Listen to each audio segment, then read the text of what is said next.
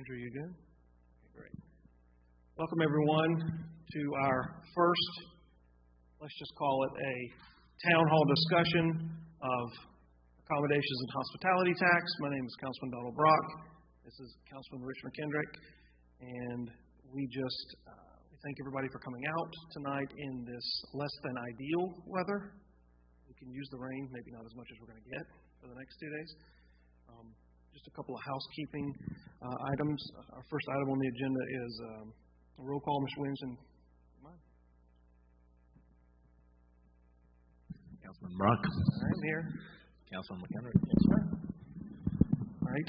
Item B, notification of posting the meeting agenda. Was that done in accordance with state law, Mr. Williamson? Yes, it was. Okay, perfect. And approval of the agenda. Councilman McKendrick, I'll be looking for a motion to approve the agenda. I'll second it. Any opposed? Hearing none, the agenda is approved. All right, we have one discussion item. It was intentionally left vague. It is 2023-2024 hospitality and accommodations tax applications.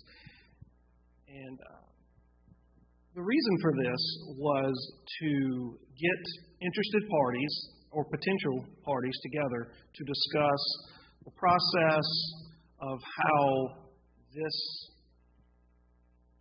entity or pool of funds is going to be allocated, divvied up, and dispersed amongst the town. We brought everybody out here tonight because we want to be fair, we want to be open, we want to be transparent, and we are looking for feedback.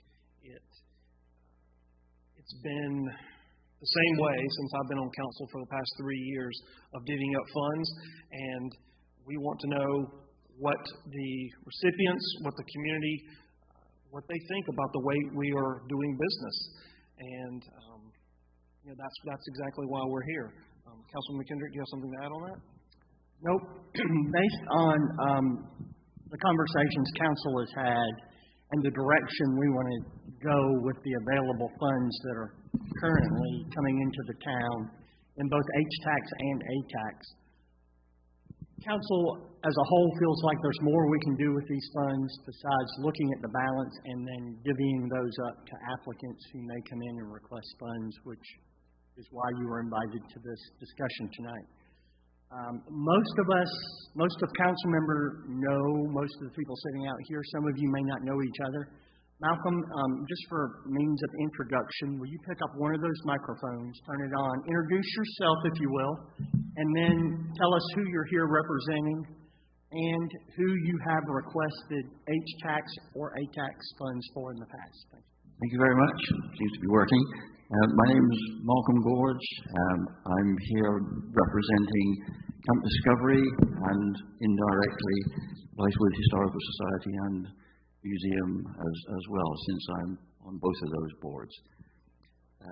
And each of those organizations have applied to the town for H-tax and A-tax support in the past. So we have some experience with that, and we want to know what the latest thinking is and what changes, if any, we need to make.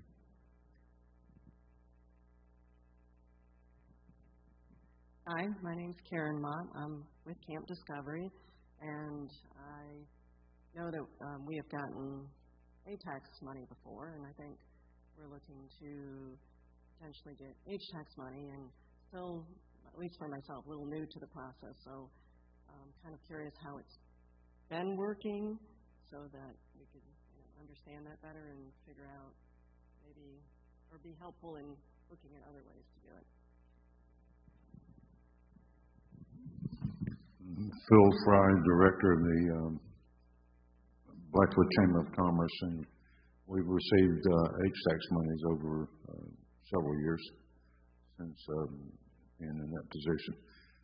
Also, I'm looking around. I'm not officially on the board or any of the others, but Rotary has received some H-tax money. I'm a Rotarian, and Silvercan is interested in doing that as well, and I'm a member there. But not official from that, but at least we'll hear what we've got to say.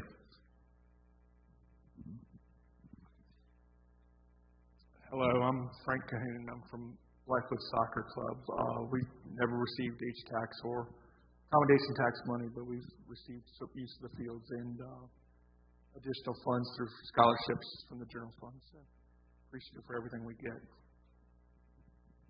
Good evening. I'm Mary Wright. I am new at the Big Red Barn Retreat, so I am going to pass along the microphone for the history.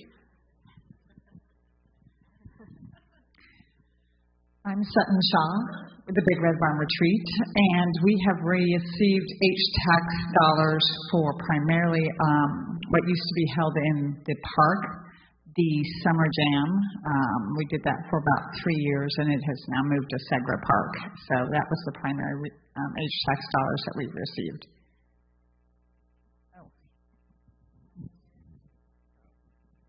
Dave Williams, I'm the new executive director of the Big Red Barn. I just retired from the Army after 25 years and just started this job a few months ago. And thank you. Glad to be here. Clarissa Childs, executive director for the Women's South Carolina Golf Association, and we produce the South Carolina Women's Open with Rockin' Double Bar Productions. Rockin' Double Bar also produces the 2 rodeos that are hosted in town, the Doka Rodeos, and they are out of town, so I will pass on any information this evening to them. Just to add to that, we are also recording and streaming, so it will be on our Facebook, not Facebook, I apologize, our YouTube page. Alvin King, Range for Hope, the executive director. We receive HTAX for veteran tournaments that we run. I'm Margaret Kelly. I'm from the Blythewood Historical Society, and we have received ATAX, HTAX, and I write the application, so I've had a lot of experience with this, but let's make it easier. Let's come right out with the truth. I'm Gina Dow, the director for the Blythewood Bengal Youth Football and Cheer program, and last year was the first time we received any funding from any program, and it was the HTAX fund. I am Jason Wicklebaugh. I am the assistant director for the Blythewood Bengals and everything that Gina just said. I'm Jim McLean, also with the Blythewood Historical Society. I'm here to understand the process and make sure that we're good stewards of your funds.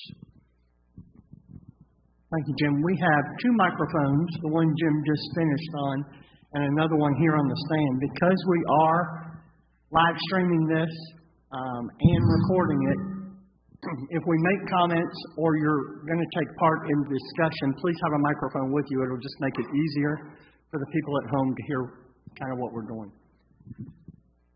I wanted to start off by briefly talking about the scope in order to start a conversation. So I think it is safe to say part of the conversation that we need to start is we're still dealing with primarily the same pot of money that comes into the town through HTAX and ATAX. That's a hospitality tax and an accommodation tax that comes to Blythewood, and then the legislature outlines the guidelines to give that money back to the community in order to promote hospitality and tourism within the town. The subcommittee's charge is to come up with a standard that the town can start accumulating funds in order to either improve, purchase, or take care of very much like this building you're in right now. This is a town expense to have this building, and we want the public to use it. In order to continue down that road, add athletic fields, acquire additional property, make improvements on those property. We're going to have to now, as a town, participate in the drawdown of those HTAX, ATAX funds. So, Brock mentioned earlier, we're trying to be transparent and start this conversation with the applicants, because somebody who may have applied for and received $10,000 a year to do an event, and you've done that for the last 7 years. You do the application, it comes before town council, it's approved, you get 80% up front, you have your event, may make money, may lose money, weather may be a factor, whatever. Your final report comes in, it's comes through town government, through staff, back to council, and council votes to give you the remaining 20%. That's kind of the application process in a nutshell. The application was looked at pretty in-depth a couple years ago. and a new application, which is available on the website, and most of you have filled an application out so you know what is involved. Our goal is, through the subcommittee, is to make some recommendations to make that an easier process. But I do not want to overlook or underestimate the fact that the town is also vying for the same funds you are. I don't think there's any other way to say that. It doesn't cost a resident money to live in the town of Blythewood. We have no millage. We have no tax base to go draw upon in order to make improvements, buy property, build on our athletic fields, whatever the case may be. Jim did a great presentation at our last council meeting on a veterans memorial, which council approved the location and had, in principle, agreed to help with possible funding avenues for that. That's a prime example. I mean, we want to continue moving Blythewood on the trajectory that we're going. How do you do that when you have no millage? Now, the legislature, we have no means to introduce millage again, unless the legislature were to move and change a law. So, right now the law states a town or municipality can only increase your millage by 8%, beyond what you already have. Well, 8% of zero is zero. We can't overcome the zero. So, it's attractive for people to come and live in Blythewood, and you see it by neighborhoods popping up. People desire to live here. In that light, Town Council feels we have a responsibility to provide for those residents and keep what we have updated and moving it in the proper direction. So that's what we want to have a conversation about. How do you replace A-tax or H-tax dollars that you may be receiving to do the events? And some of you in here have multiple events. We appreciate those events. We don't want you to take the event out of Blythewood. But how can council and the applicant have a conversation to help replace A-tax, H-tax dollars when it is not an event-related reduction? It is a growth-related reduction. Does that make sense? So how does that affect? Everybody wants to know how that affects them. That's what we want this conversation to be about. Clearly, it's going to have an effect, but we want to have an open dialogue on what that looks like. Yeah, absolutely. Just a couple of notes for everybody at home. The act that you referenced is Act 388. If you'd like to look it up, what is it? scstatehouse.gov. You can look it up and read about it. It tells you the limitations which are imposed upon local governments. I'm not exactly sure when, but I know there was a council that voted to remove the millage at some point in our past, and then now we're at zero, and since we can't raise it whatever we want, but whatever that time zero, as Councilman McKendrick said, is zero. Just a little background. Does everyone know how we receive our accommodations and hospitality dollars? Yes, no, maybe? Okay. Well, it's essentially three pots of money. It's state accommodations, local accommodations, and hospitality. And if you want to do a little bit of reading, which I guarantee you will put you to sleep, look up Title VI of the South Carolina Code of Laws, and it will, let's see what chapters it is. Chapter 1 talks about local accommodations and hospitality, and Chapter 4 talks about just your standard accommodations.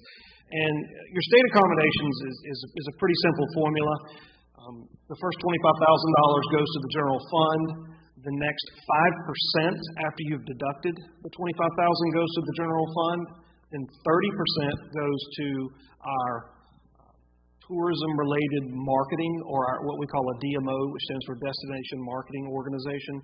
Then there's 65% remaining that has to go toward, as the state quotes it, tourism-related expenditures, and that is in quotes.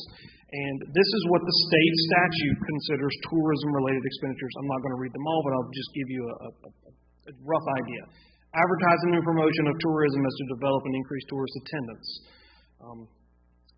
Promotion of the arts and cultural events, constructions, maintenance, and operation of those facilities, criminal justice system, law enforcement, fire protection, solid waste collection. These are things that people don't think about that we could actually spend our accommodations tax on. public facilities, restrooms, dressing rooms, parks, parking lots, tourist shuttle transportation, control and repair of waterfront erosion, including beach nourishment. Not today. Operating a visitor information center.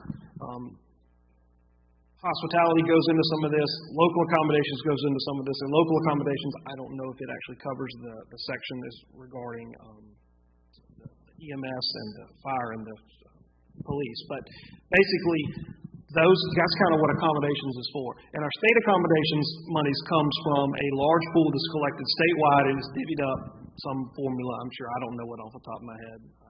If anybody does, but it's divvied out pro rata. Local accommodations is just that. It comes from the hotels that fall within the municipality that collect the accommodations tax. And when you look at your bill for your hotel, if you stay here, you will see a line for accommodations tax. And hospitality is on prepared foods and whatnot. Like if you go to Carolina Wings or Chubby's or the cigar shop or whatnot, and you pay the extra 2%, that's hospitality. So that's really where our monies come from. One other thing I want to note is if you go to the Town of Blythewood's website, which is townofblythewoodsc.gov, and you click on Business Community, there's a nice little area called Document Center. And under the Document Center, you can scroll down, and there is a hospitality and ATAX form. And right now, it has the forms for last year's state ATAX application and guidelines and hospitality and local ATAX guidelines. That's nice. Councilman Kendrick has one here. This is what we've done in the past. And I would probably say this is a starting point. It's a good starting point. So I'm sure that there are several people here that have filled out this particular form and have emailed it in, dropped it off at Town Hall, and whatnot. So this is probably where I would like to start if Councilman Kendrick doesn't object. What do you like about it? What do you not like about it? What's vague? What's clear? How can we make this better? Not everybody at once.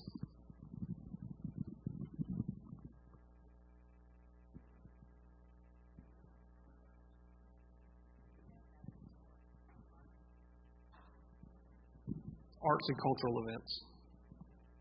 Oh, sure. Have you never had one before?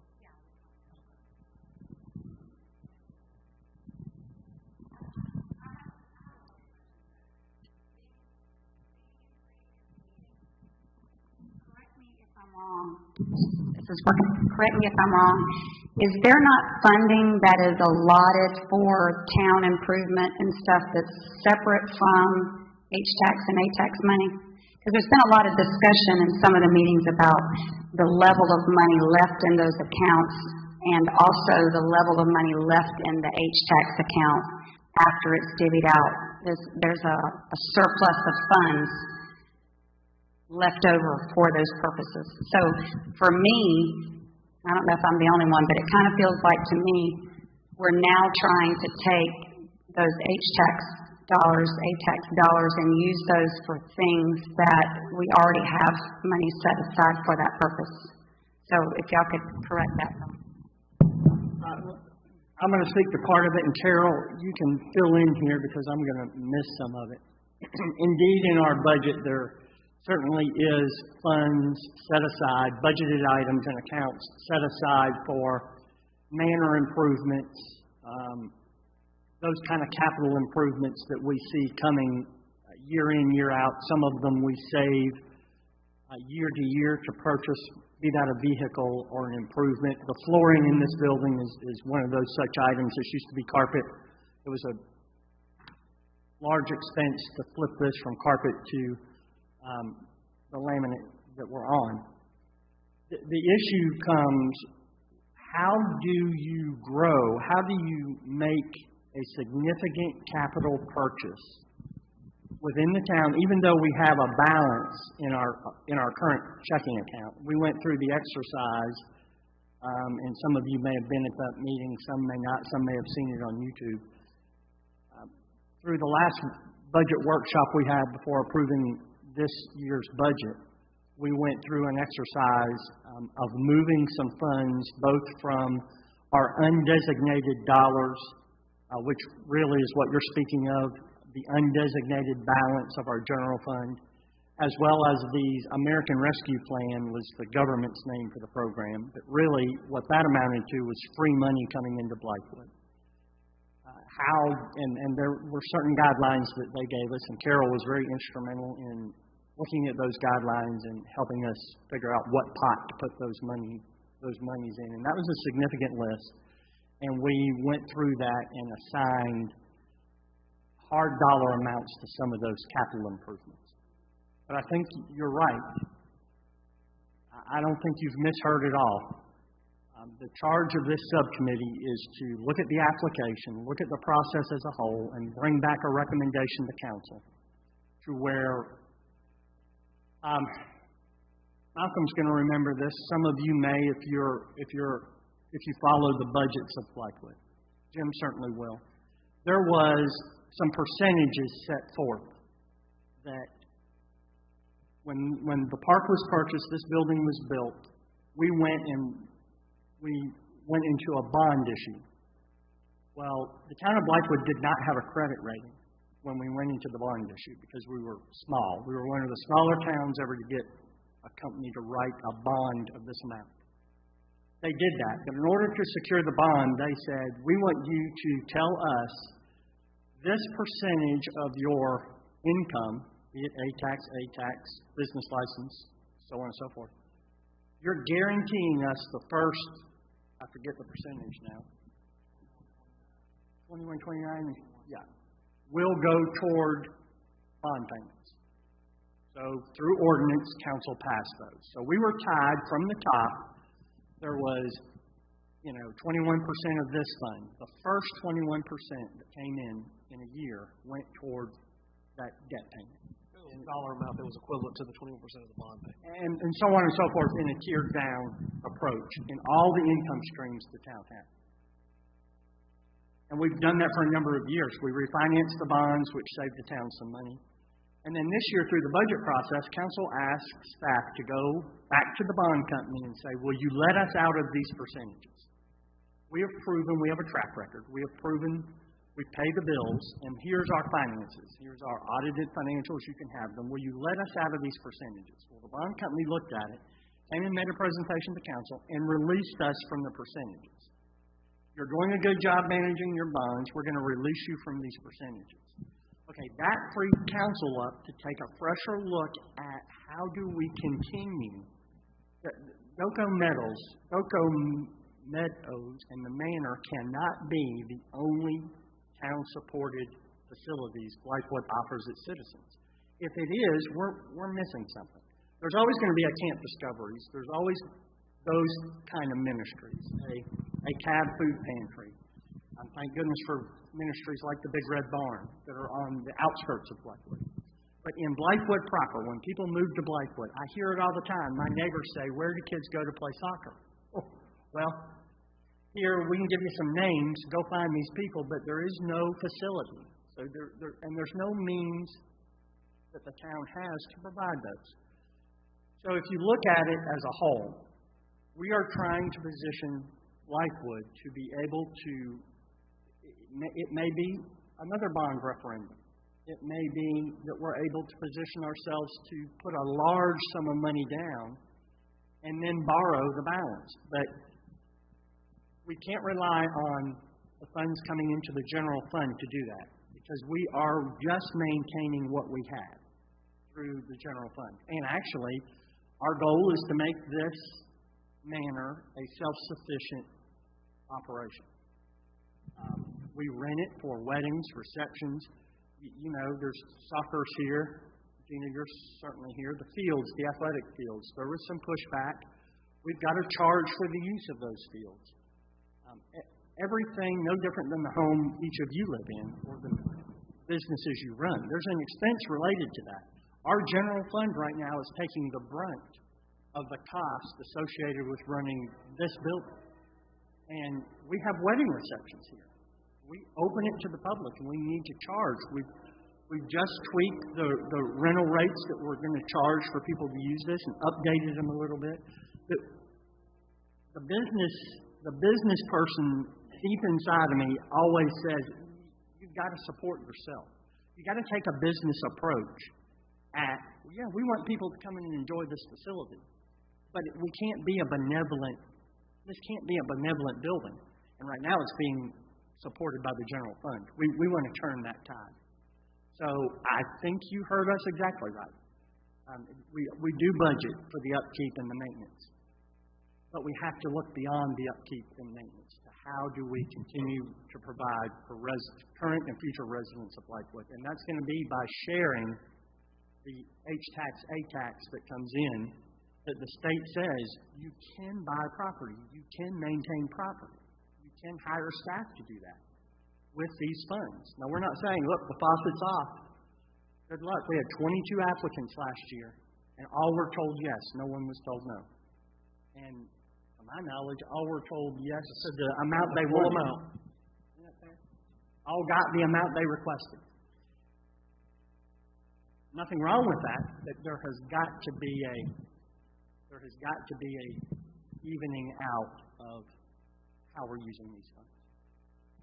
Yeah, and to echo what Councilman Kendrick says, we have to look past next year's budget.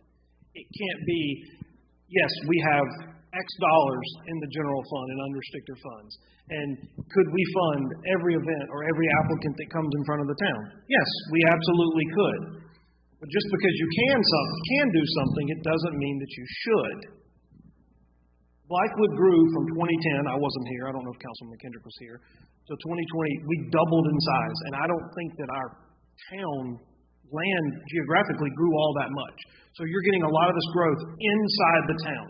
Well, these people need services. Councilman Kendrick said you can buy land, you can acquire land, you can maintain land, you can hire staff. We could build roads. We can build sidewalks. We can install infrastructure. These aren't things people think about. We could build restrooms right here on this end of the park, which are desperately needed. There is a piece of property right across the street that we just acquired, approximately 4.5 acres, about 2-ish usable. We approved a plan at the last, preliminarily, approved a plan at the last council meeting to develop with parking, restroom facilities, and multi-use fields. As of right now, it's my understanding that we have about $500,000 marked for that project, or the improvements of the field. I'm of the opinion that $500,000 is not going to touch it. Have you seen the latest CPI report? Have you seen how much everything costs now? The expenses for this building are going up. The expenses for this facility, this park, are going up. We're going to have to pay our employees more. Everything is getting more expensive. So, yes, we operate in a surplus environment, which is a great problem. We don't have to issue debt to continue. But I'm of the opinion, and I don't know if Councilman Kendrick would back this up, we can't look at where we've been. We have to look at where we're going. Yes, it's great to have $2 million in the bank. But council could take action in December, and every dime of that money is gone. And we're flat. We have no reserves. I'm not willing to take that. We have debt that's outstanding. I don't know how much it is off the top of my head. We could satisfy that debt if we wanted to. You could pay that off. So it's more than just saying you've got the money in the bank, you can pay for everything. It's true, but should we do that? Or can we set up a program and implement policy that allows us to fund everything at a level that everybody finds acceptable and grow our balances for future capital projects, for future capital investment, for maintenance and improvement of what we do have. This this facility, the park, is 15-ish years old, something like that. And now things are starting to, for lack of a better word, break, fall apart. Need a little maintenance here, need a little maintenance there. It's just like a house. Eventually you've got to replace your roof, you've got to replace your HVAC. You want new counters. Oh, I want to update this bathroom, stuff like that. Well, this park is just like that. Eventually we're going to upgrade the playground. We're going to add more features to it. We're going to make it a little bit safer. Possibly at some point, I would love to enclose the entire park with some sort of exterior fencing. We talked about that before. All this requires funding, but you can't rob from Peter to pay Paul. We need a constant source of revenue so that we can build up in restricted accounts, mind you, that are dedicated for particular projects or future projects. Okay, Mr. Brock, we heard what you had to say, and from my point of view, I understand exactly what you're saying. But from our point of view, I think everybody here is a non-profit. The Camp Discovery and the museum certainly are. So our costs are going up as well, just the same as yours.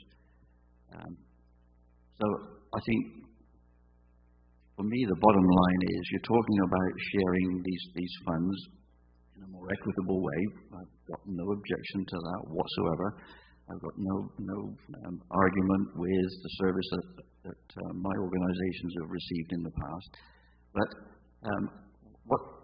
what would be the right kind of split in your view? What are we actually talking about in percentage terms?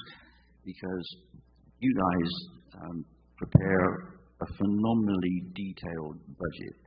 You could allocate 21%, 22%, 42%, 41.75%, anything that you like for non-profits to run events here in the town for the benefit of the townsfolk. And this is just a side comment, but when I was on the council, it was made very, very clear that the council did not want any hand in organising any events whatsoever. It was just too much aggravation, too much overhead, too much expenditure in time. The council was more than happy for non-profits and anybody else to come forward with a proposal for an event that would be to the benefit of the townsfolk. And it's the townsfolk that actually live here and make Blythewood what it is. I think it should be regarded as a partnership between the town and the event organisers and the non-profits. It's not a confrontation. We're trying to do the best for our interests and for the interests of the town of Blythewood as well. So I think you need to hear our point of view that as a non-profit, we have to take all the risks. We have to put in all the effort and all the energy up front in order for any event to take place. And then when the weather craps out on you, just like has recently happened, who's the fall guy there? Who's got to put in double the effort and double the time to undo everything and then reschedule it for another time? This doesn't happen just by flicking on a light switch. There's a lot of resource and effort and determination and dedication that goes in to make it happen. And it's the same for everybody here. So, to get back to what I first of all said, have you got any idea what percentage you need for supporting DOCO? What percentage can be reserved for events and events organisers, the non-profits, and anyone else that happens to want to run something? So that we're not just talking about vague ideas and concepts. I think the council needs to fix that number as well as it can, have that pot of money set aside for when the applications start to come in, so that you can draw the line at whatever point you need to. Yeah, Malcolm, I agree. And I don't want to misrepresent what I said, and I want to make sure it came across correctly. We are not looking at taking care of what we currently have with A tax or H tax. We've done that through the general fund, and we have managed growth and managed what the town has done you were on council, to this point. My earlier point, it was an enormous step out in faith for this town to do Goko Meadows and the manor.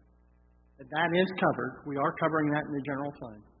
What we are looking at is moving forward. And if we want to move forward in any significant way, we have got to find streams of revenue. And we're not making this stream up. The legislature has said we can use this money for what we're trying to do. The hard part is when we've never used that money for that before, recognizing that it's a possibility to use some of that. My position, and of course Brock and I are only two serving on a subcommittee, which we're going to expand and get some additional community leaders on, and get other voices on this committee so it's not two council members taking back a recommendation to three more. I would say that's going to be a significant percentage. Otherwise, we just had the rodeo. Oktoberfest is getting ready to happen. The town gave $25,000 for a two-night rodeo. That was the town's skin in the game, and you're right, the town wrote the check, and then that rodeo was put on. No small feat, new location, getting that prepped, and a two-day rodeo, and a little bit of rain the second night, but it was a great event. I was there both nights. There's a lot of skin in the game for those organizers. I do think we have to take a fresh look at, does the town want to run events? We run the 4th of July event. That's a town event, probably the largest event annually held in this park each year. That is supported and run by the town. I would think $25,000 we gave to the rodeo to pull off a two-night rodeo is a drop in the bucket when you're considering buying, developing, maintaining, staffing, possibly a Cherry Park from Rock Hill in Blythewood, which we desperately need, but no one wants to look at the cost it's going to take to get that. We've got to, as a council, balance that. And in my opinion, one person, it's got to be a significant percentage of our current A-tax, H-tax. But we want to be transparent to say, we're on the front end of this. Council, since I've served on council, which January will be a year, we have great ideas, but we as a council stop shy of the hard vote to say, yes, this is where we're going to jump. This is the line we're drawing. So we want to get out ahead of this application season, and we are ahead of it. And this is a core group. This is a small group of the whole applicant that we publicized it. We put it out there. We're going to start this conversation, and we're starting it. We're going to take a hard look at the application. And we're going to make some very hard recommendations to council to say, if we're serious about this, we've got to jump. We've got to draw the line, and we've got to jump. And then 4 years from now, it will be the norm. But I'm telling you, for this core group, it is not the norm. It will be, how do you replace funds in your nonprofit to pull off the events that you've pulled off to this point? Mr. Gordon, I wanted to touch on a couple of things as well. You mentioned nonprofit. A dollar doesn't distinguish between the profit and nonprofit. All dollars are the same, in my opinion. And the town has a finite amount of money. And as Councilman McKendrick said, we are all competing for the same dollars for various projects and whatnot. So I can't give you a percentage either. I would like to make it formula-driven. I personally like the idea of divvying up applicants or pools into cultural-related events, non-revenue-based events, or applicants, and then revenue-based events. Obviously, with revenue-based events and for-profits, which are currently eligible to apply for hospitality and accommodations tax, a little bit different set of rules. Non-revenue-based events or facilities, Camp Discovery, for example, maybe could fall in, I don't know if you fall under cultural, but certainly the Blythewood Historical Museum does, Black History Month, Veterans Day, which is this Saturday. Those type of events, I think, are different. And I believe you've got to carve out a portion of that and look at them separately versus the other two. So to piggyback on what Councilman McKendrick said, I don't know what number that is either. That may not be a number that we collectively decide. We might make a recommendation. We're only two. We don't have a majority. You need at least one more. preferably more than one, to come forth and say, yes, we believe this is good for the future of the town, that we need to start carving out monies. And yes, it potentially will be a little bit of a shock for some individuals where you're expecting, I don't want to use the word entitled, but I feel like there are some people who do feel entitled and come before this town because we've always gotten, therefore we're always going to get. But if we're going to grow and provide the community what I think they need, we've got to start somewhere. And a hard stop, you're driving your car and bam, you hit a wall 55 miles an hour, that's a hard stop. It's painful. But at some point, you've got to make the change and then move forward. Everybody will adjust. Now, I will say this. We have had one hotel come online. It's not the right word, but come online. We've had at least one restaurant, Zaxby's, come online. We've got, it's a Taco Bell. They're missing a couple of O's. They're coming online. We've got Frank's Car Wash is coming online. There's Taco Bell, Frank's. There are other developments in the works. That's all I can say. So, the opportunity for the town to grow their coffers over the next 5 to 10 years is great.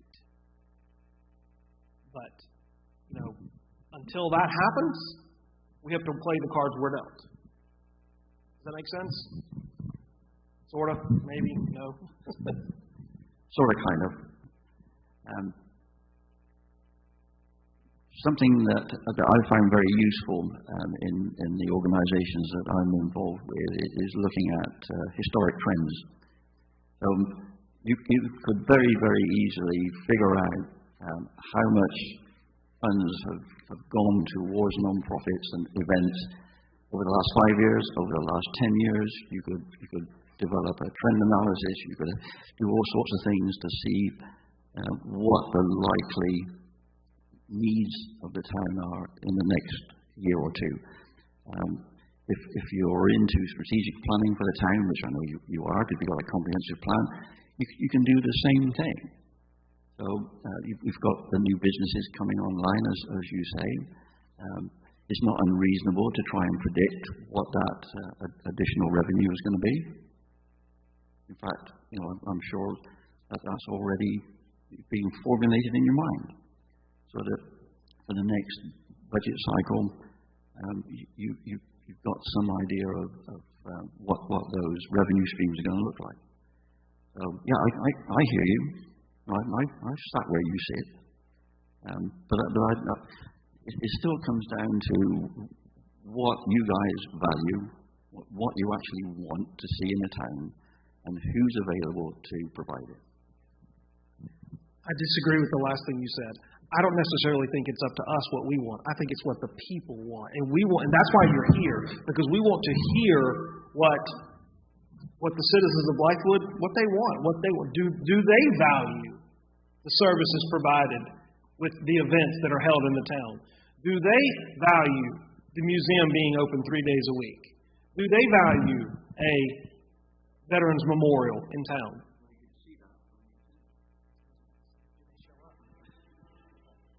Loaded question. You're right, absolutely. It's fair. It's a fair question. Value is if they're showing up, there's clearly something in it for them. I think really, and correct me if I'm wrong. Microphone. I usually don't use microphones because I have a very loud voice that carries. But I think what he's looking for, and please correct me if I'm wrong. If it's zero, it's zero. You mentioned a hard stop. I mean, it's not zero. Okay. It's not zero. Okay, because I'm just saying but it's not going to be 100. If you talk about historical trends, you look back the last 5-10 years, it's 100. It's 100 across the board because the town could afford to do it. But now, a little bit of progressiveness has come on council. I'm not knocking an old council, but we're looking to be a little more forward-thinking and saying, okay, what are the needs? What do we project the needs to be based on the feedback we're getting? Recreation facilities is one that pops up. I see Mr. Cahoon back there shaking his head. I know Ms. Dow will fully support that too. On Tuesday, I was at the chamber breakfast, and the principal of Blythewood High School was here. His name's Matt Sherman.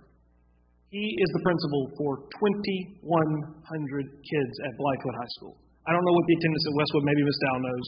It's probably not as big, but I graduated high school, and my high school class was 350 people. There might have been 1,000 people in my high school. And I'm from Gaffney High, class of 98, or whatever that's worth.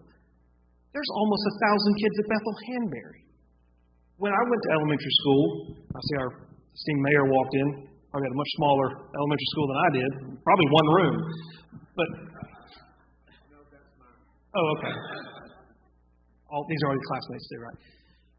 We only had one first grade, we had one second grade, one third grade. So, we had, 200 kids.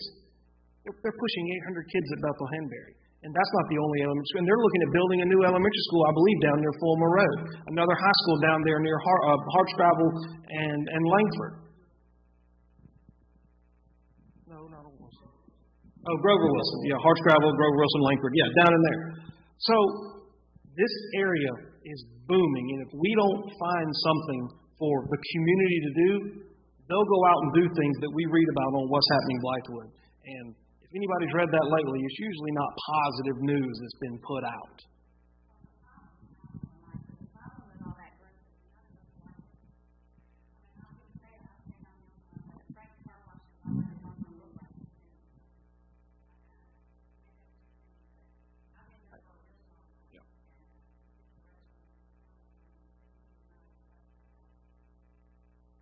Well, that's not germane to our topic tonight. That's an allowable use discussion. Unfortunately, that's beyond our control. I understand that, but we're talking about growth and where money is coming from and all that. So what I wanted to say a while ago is I feel like you have two different people pooling for these funds. You have people that are like myself that provide a service, a nonprofit service to the community. I would say Camp Discovery and the soccer and the golf and the Big Red Barn. We kind of all fall into one category. I, in the past, have seen a lot of funds go to events. A lot of money goes to Blythewood High School that you were just referring to for their baseball. I can't even think of what that's called. Thank you. But that's a very profitable thing that they do for the school. So my suggestion, and I said this, I've actually had this conversation with Brock, that organizations that are established like myself, I'm on my 18th year in this town, have a track record of being here and doing what I do and doing it successfully, providing a service for 18 years. There's a lot of people in this room that have been doing what they do for a really long time. But this past year I saw several people come and request funds that had never come before for a one-time event. There was one particular woman, if my understanding is correct, that received money and actually didn't even have the event in this town and actually took it outside of the town to have it and received money for that. So I think if we base our decision a little more on track record, longevity, the fact that the Chamber has proven that track record that they do a good event that is successful, I think that's a great thing. But coming out the door this past season, this was my first time to ask for H-Tax. And I made the statement that if y'all came to me and said I could have 50% of it, I would have said thank God, because nobody's ever given me anything.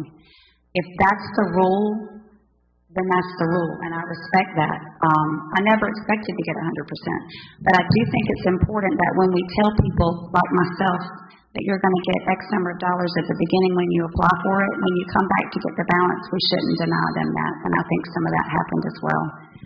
Whether they profited on their event or not, that should not come into play if you've been told. Because like me, I based my budget and what I could do this season based on my H-Tax money.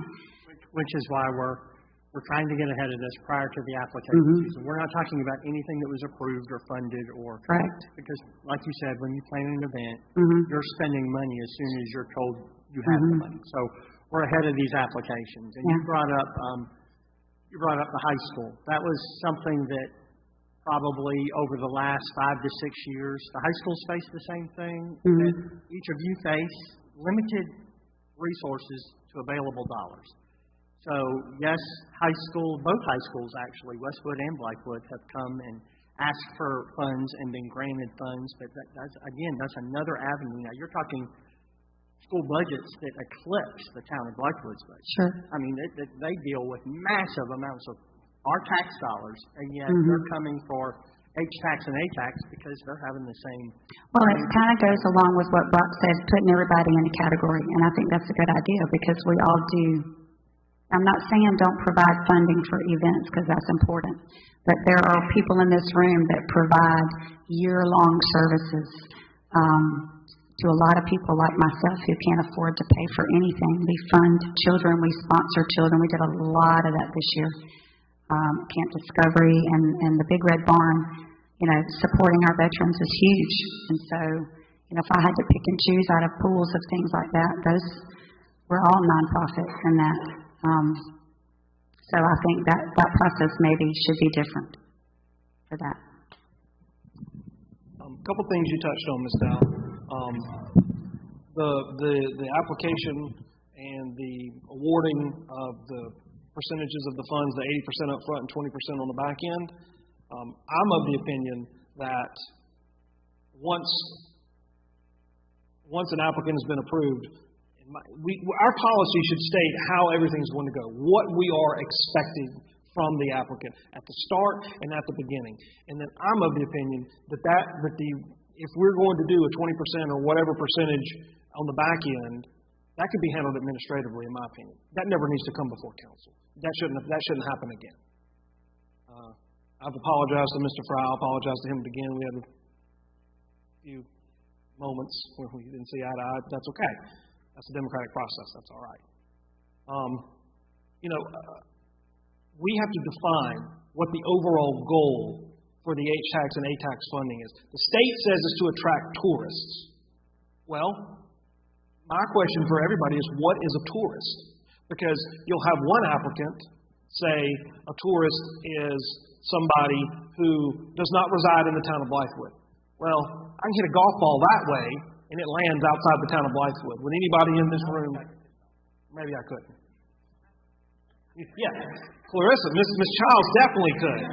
I could hack at a golf ball and it goes that way. Point is, right across Langford Road is not the town of Blythewood. But would anybody in here say that that's not part of the town? No, that's ludicrous.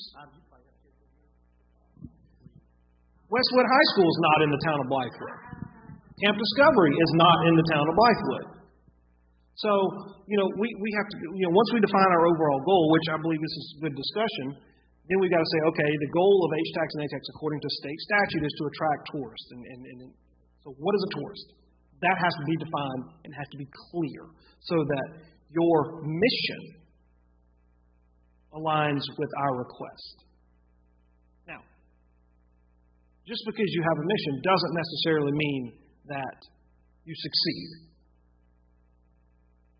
But if you put all your steps in place and you execute,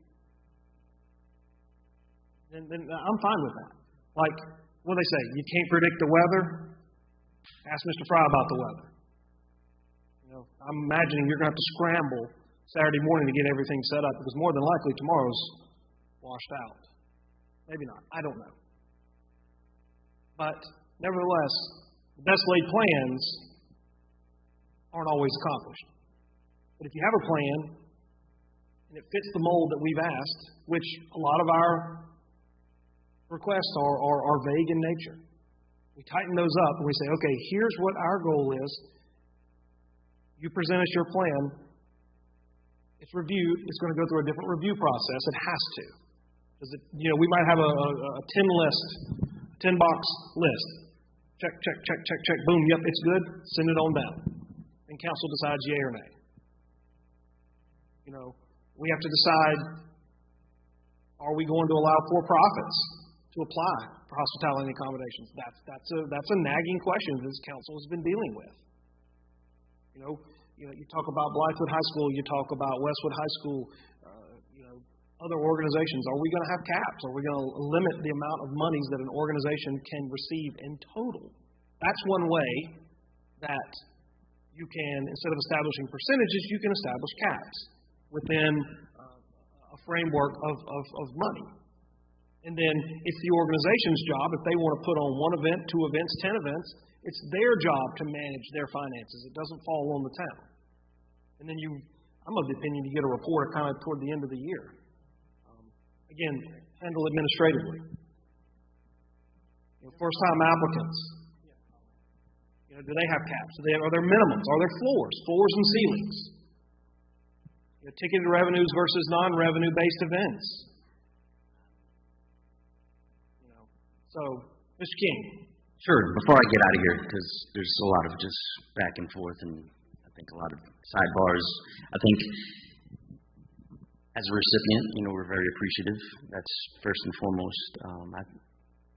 As a retired military guy, I find it hard for an organization that is supposed to provide oversight to be in competition with the organizations that they're providing oversight to for funding. So, if there's a conflict of interest, I don't understand that, but it's not for me to understand because I didn't run for council and I don't want those issues. So, my concerns is that as we move forward, because yes, there is no easy way to pull the Band-Aid off, but as we move forward, how do you define where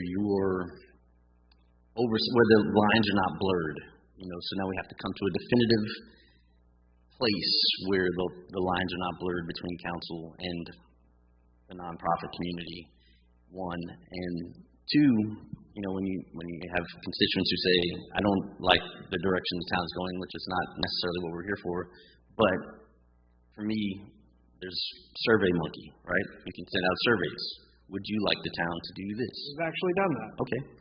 And so, just things like that as we move forward as a group, I think even if you came on board and said, hey, would you consider partnering moving forward to do this, because if we're giving money to Blythewood High School or Westwood High School, then as a town, should we not be able to say, hey, we would love some usage of your fields?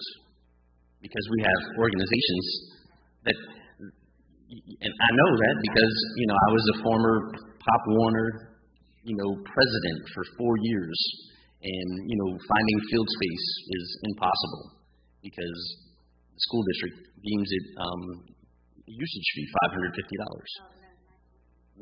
was $550 a time. Anyway, going down a rabbit hole, the whole point I was trying to make is, one is, as a council, I'd be curious as to what your thoughts were on that oversight in non-competitive, kind of position with, moving forward.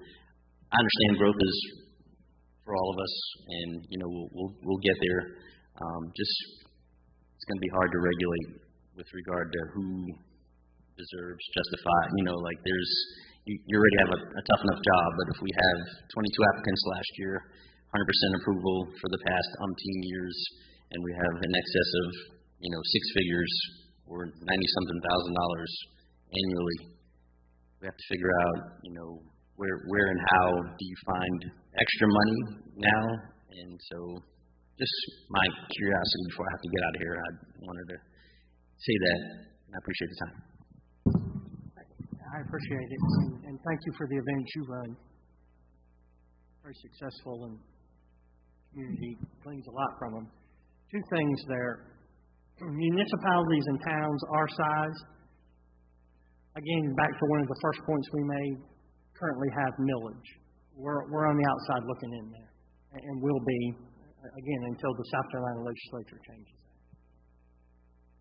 So those towns that do have a millage, and then they're giving A-tax, H-tax to nonprofits to pull off events, it's a different scenario. And we're not trying to do something unprescribed by the legislature. There's no sleight of hand here. We're not trying to change the rules midstream. These rules are there, and they apply to the town of Blythewood. I had a constituent ask me last week, why would we not take an application at face value and say, okay, you're asking for $10,000 for your event. It's 100% matching funds. If the council approves your $10,000 event, then there's $10,000 from this account that goes into the town's future capital expansion fund. Okay? Yeah, that's one way. But we would quickly run into the same thing. Halfway down the list, you're out of money, and half of you have asked for money that you're not going to get. So is there a good prescribed way? I don't know. I think it is the percentage guideline. The same thing the bond company used for us to loan us the money to build this building. The same criteria was this percentage of this percentage of this, and this percentage of this until you prove yourself. Blythewood proved themselves, and they released us from it.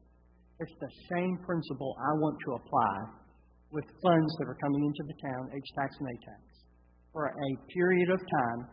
Certainly can't say what that period of time is. A percentage off the top of A-tax, H-tax will go toward the citizens of Blythewood long-range plan, big long-range plan, big-ticket items, not to maintain what we already have. We'll be very clear about that. That's what the general fund does. We do that through budgeting. We take care of what we've got. Good point that it seems like you're competing with the company making, or the group making the decision. I would say indeed you are. Yes. But I don't think that's actually a fair analysis, simply because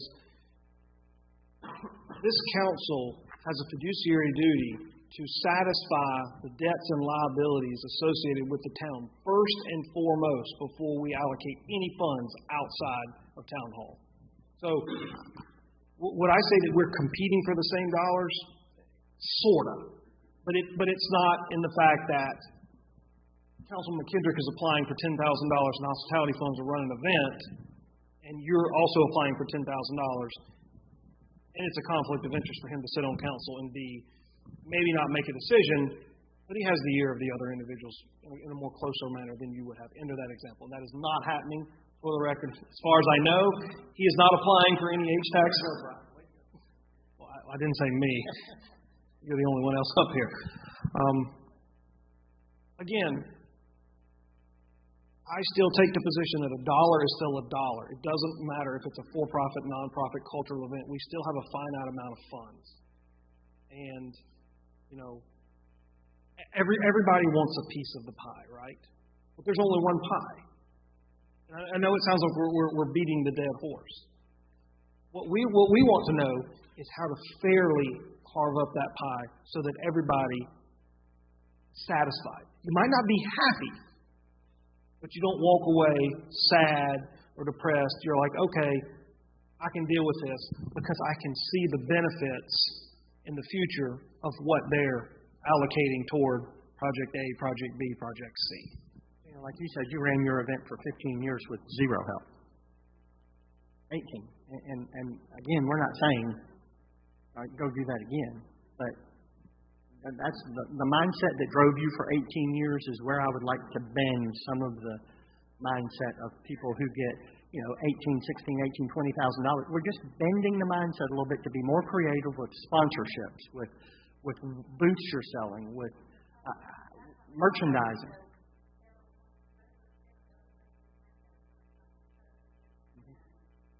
No, there is, absolutely. Yeah.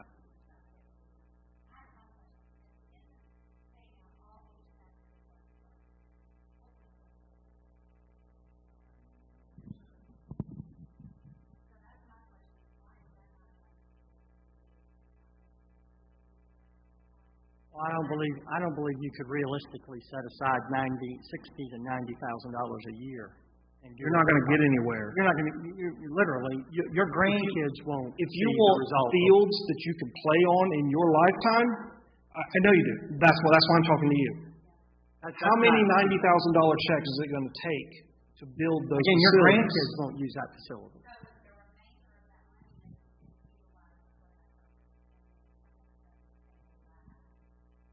That 90 grows, and in theory, that 90. With the addition of new hotels, new businesses, industrial park, with business license, all of these, that 90 hopefully grows to 120, 150, 200, 500, whatever it is. I don't know what the number's going to be.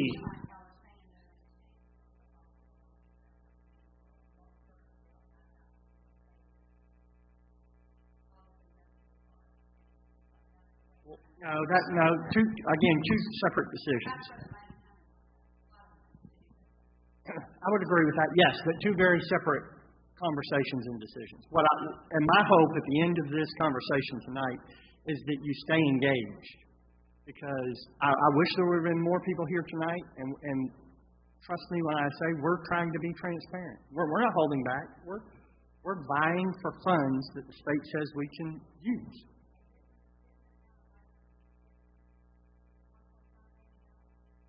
$1.8.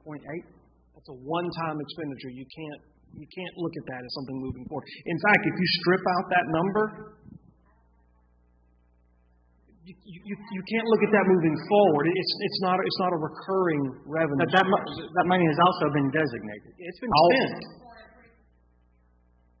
Well, for some things that were prescribed that we're responsible for, the property we just bought on the other side of the road, that allowed us to purchase that property outright, not borrow money to do it.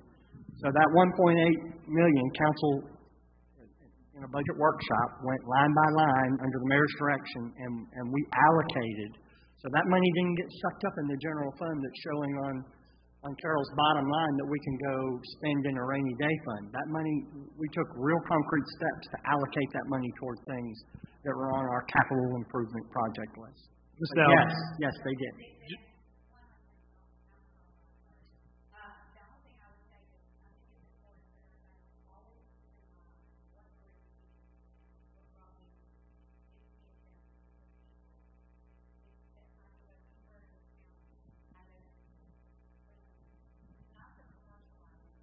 It is not, but we are trying to build on what brought you to this town. Hear me when I say that. And please stay engaged. Don't walk out of this meeting and say, the one thing I heard in there was we're going to take A-tax, H-tax. I'm getting less.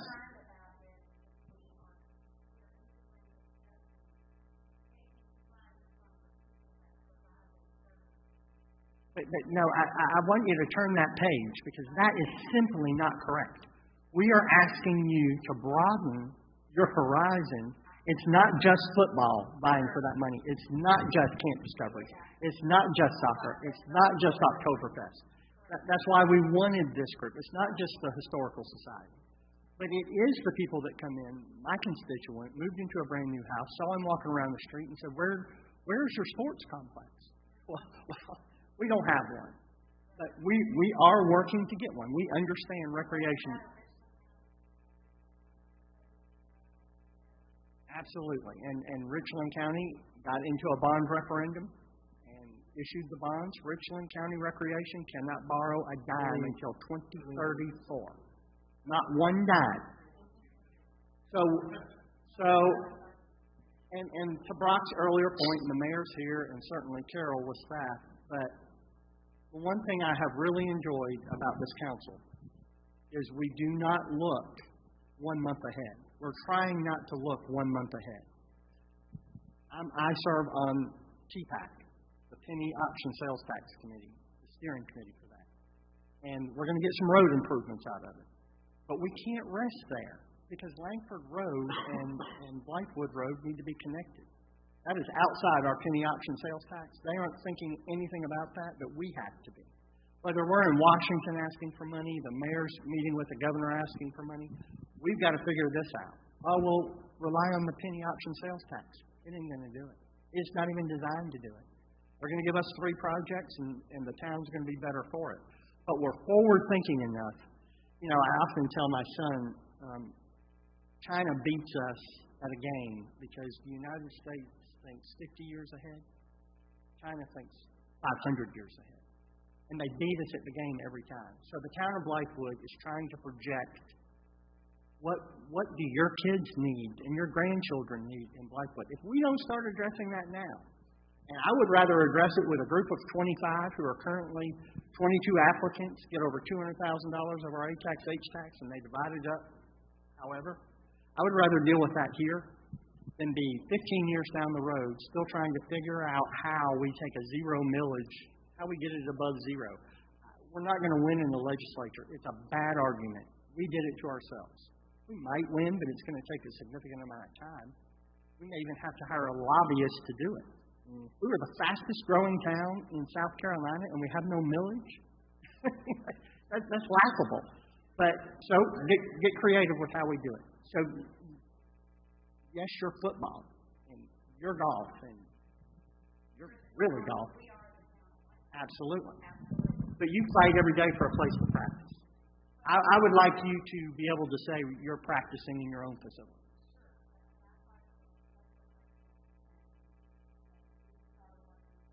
Sure. No, we realize it. We realize it. Mike, please. A couple things. We come at it a little bit different. We haven't had H-tax or accommodation tax. We've used the field, which obviously is a cost to the organization in town. First of all, you talk about this pie or whatever. The pie grows. As the business grows, as the development grows, one of the fastest growing areas, obviously, got to manage that. So do the expenditures. Correct. Obviously, as inflation stuff goes, the tax base increases because it's a set percentage. But with that said, we can sit here and focus on today, the problems we have today, or we can focus on our generation for our kids, our grandkids, our great-grandkids, and start planning now. So we suffer a little bit now, and we suffer. I mean, we commiserate all the time. I mean, I talk to Councilman Brock, I talk to Gina. I go to the county and they say, "Oh, we can't use their fields." There's no fields here. I'm going to the city of Columbia in January, February because we have lights. We don't have lights here. So it's there. But you talked about a survey we did a while back to the town here. Correct me if I'm wrong, one of the top issues was infrastructure and recreational facilities, correct? Yeah, so followed quickly by they did not want to see the town go into significant debt to accomplish that. So as a businessman like you and me, there's only a way to do that. You plan ahead and you get there. Absolutely. It's not always easy. And as I said, a lot of these organizations bring people to this town. I mean, we bring people to eat here, they dine here. That's 2% of every dollar they buy here. So it's not a zero-sum game. As we bring stuff here, it's a careful balance. But if you don't start putting the steps in for tomorrow and the next day, it's not going to get better. It's not going to even stay the same. It's going to get worse every year. And while I hate to have to pay this extra fees for the fields, and it is what it is, but at the same token, if we don't start doing that, we don't have the fields to play on. We don't have the town's growing immensely. I mean, our organization's growing 20-25% a year. We're quickly outgrowing our field space, and there's no other available here. So if we don't plan ahead now, then we're going to lose out. The other thing I want to say is we do need a better defined process and what qualifies and what doesn't qualify. Some of the stuff, to be honest with you, I mean, it should be able to generate funds, to be some payback either culturally or financially to the town. Because again, when you bring people in, it does bring additional tax.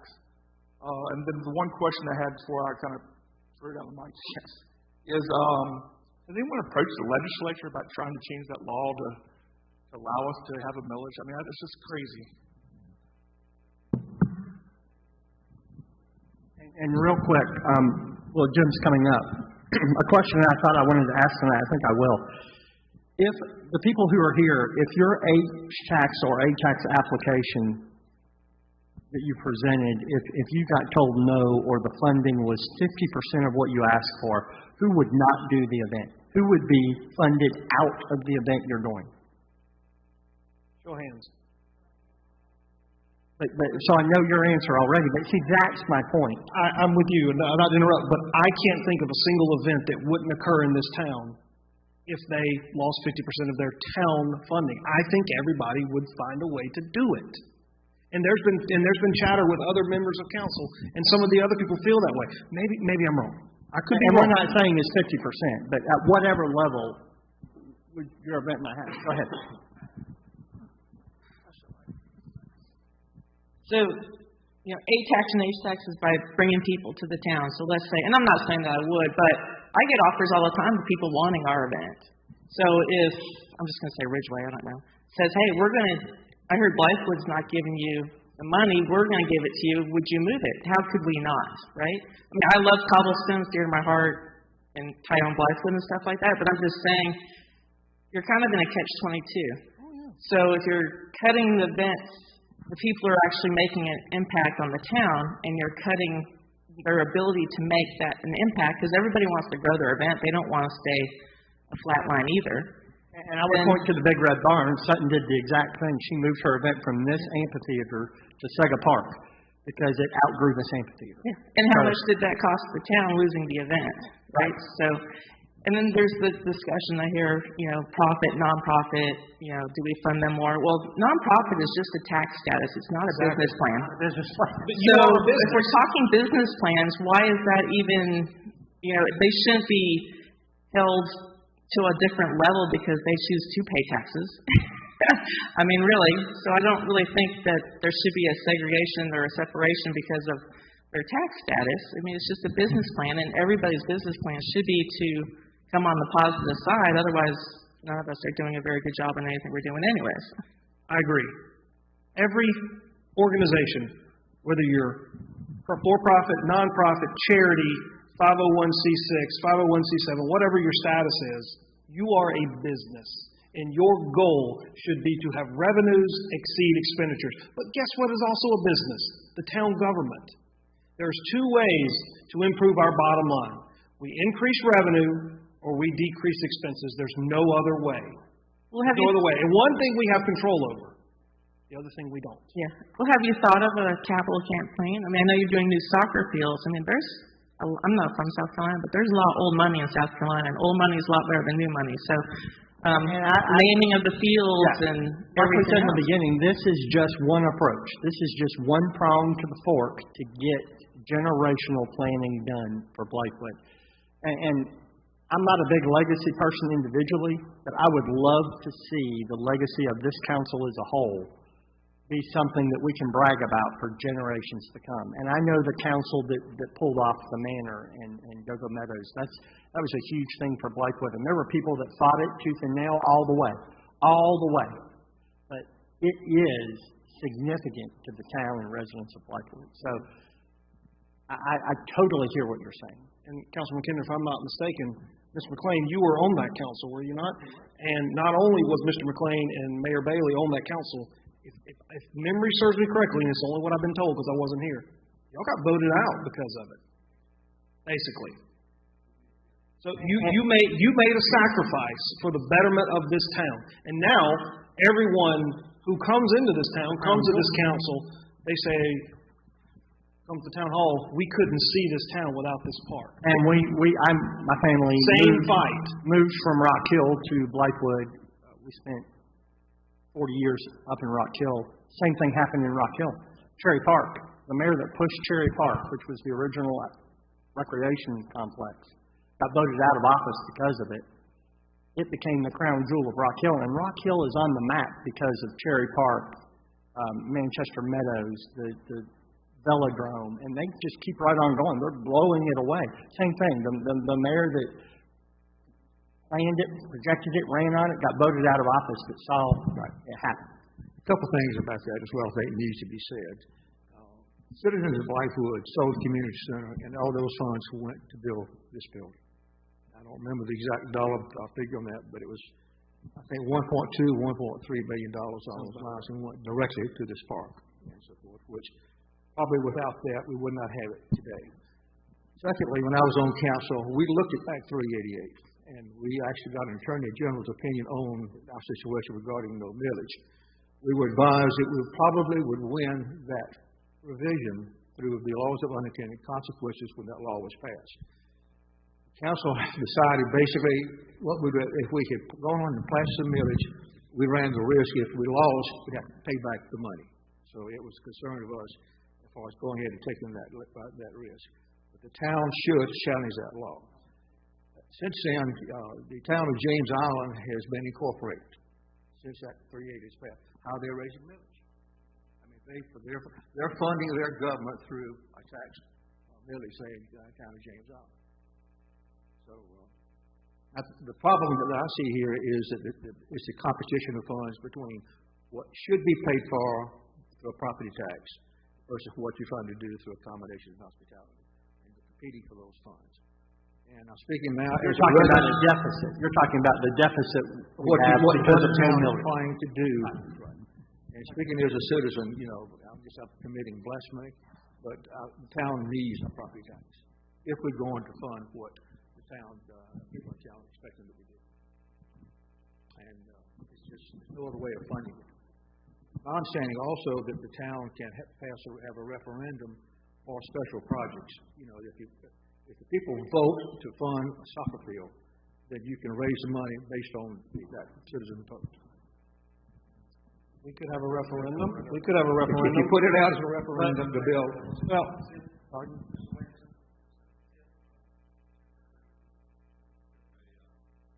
Where you set a district of a blighted area, and all the property tax that is generated in that area then goes directly to the town.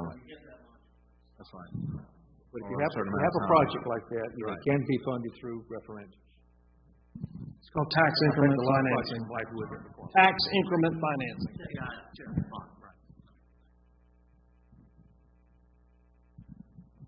And I have spoken with the municipal association, and I think the town, city of Edgefield, is also in a situation with no millage, and so the municipal association knows that as a legislative advocacy issues that they're going to take on as well. So they're aware. I told them that Blythewood would definitely like to be a part of that conversation. So I think there's some traction to getting that addressed. The conversations we had were with Howard Duvall, who's now in the Columbia City Council.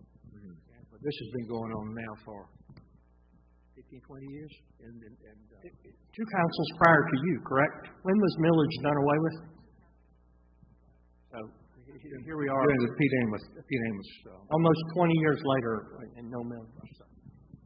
So again, please stay engaged. You're going to get more information from the subcommittee. If any of y'all would like to actively participate with us, we're going to be seeking some business members, some owners, general managers, things like that. Please let Brock or myself know. This is going to move somewhat rapidly because we want to get ahead of the application process heading into the new budget year. So there is a timeline that we're talking about. So we certainly appreciate you coming out, and if you know other people who are using A-Tax, H-Tax that need information, point them our way, please. Thanks, everyone, for coming out, and stay dry. Yes, sir. I just want to say that there's no one more attuned to history and tradition than myself. And Jim, you can remember when there was a stop sign and a post office. And yeah, it was a one-room school pretty much when I grew up. First time I saw Blythewood, and that's what it was. And I did see the park transition from the cement plant. But Blythewood is not changing. Blythewood has changed. Blythewood changed the day I-77 cut it in half. Big moment right there. And we only need to see the proximity. Look at Ridgeway and Winsboro, what happened to those towns compared to Blythewood, and we are not what?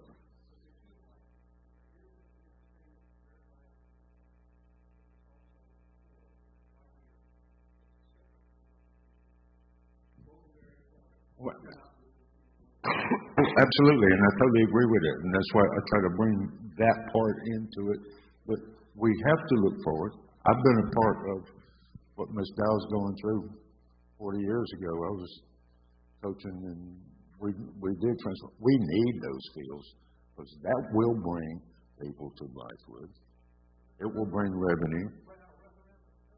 And I'm not opposed to that. I don't know if Councilman Kendrick is.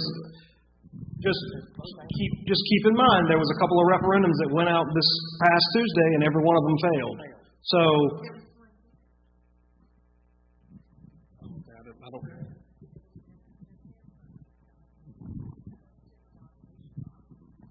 So that is a possible remedy, but based on what I saw on Tuesday, it may not be realistic. I understand.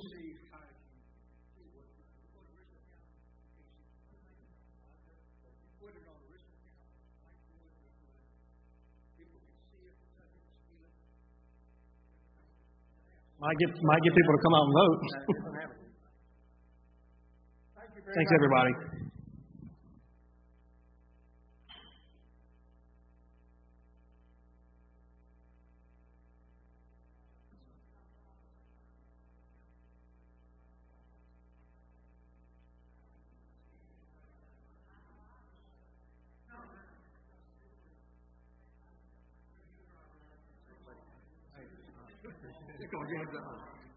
Yeah.